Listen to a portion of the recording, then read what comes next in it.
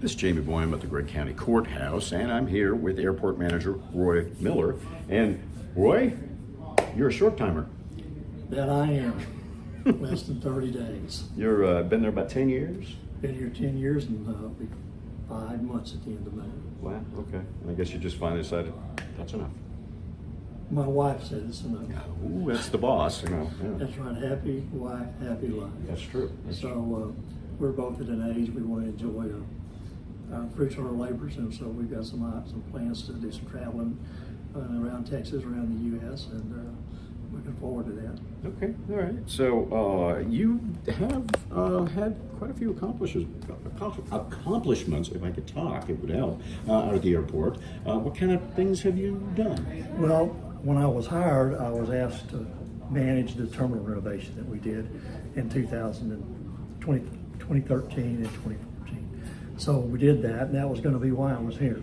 And a year and a half turned into 10 years. So but the terminal renovation was a big deal. We got that done. Then we had this area on the southwest side of the airport that really was in horrible condition because of the lay of the land, and dirt had been taken from there, leaving pits and open pits, and it was catching water, and so we wanted to do something with that. So we built a perimeter road through it with the help of the FAA, and then we built a taxi lane, thinking that in 5 or 6 years we put a couple of hangars there. The day we opened the taxi lane, I got a request to build a big hangar from KRS, Mr. Kim Smith. Then I got another hangar, then another hangar. So within 2 years of completion, we had 3 new hangars out there, and now we're working on a 4th one and a 5th one coming down the line. So that has been a big accomplishment. That area that was unsightly, and also potentially a wetland, got fixed before it could become a wetland under the rules, and it's an asset to the airport now. It allowed us development. We had actually outgrown our ability to access the runways, and so this gave us that ability to build some hangars. And so it surprised me how much interest we've had, and that folks have come and invested their money in these very nice hangar facilities. Yeah, and really good news with the FAA inspections too. Not one bulb out.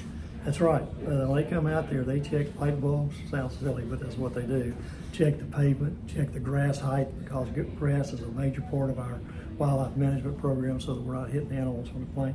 You've seen on TV a lot of airplanes are having bird strikes. What you do with grass management, if you keep it low enough, the birds won't light. They won't stand there because they're cautious. If you let it get too high, it'll have rodents. The rodents will bring predators. So we manage our grass height between 6 and 8 inches. So all that passed, all our lights passed, all of our fire trucks with the help of the Gregg County Sheriff's Office, they passed. Our response times passed. Our trucks were in good shape.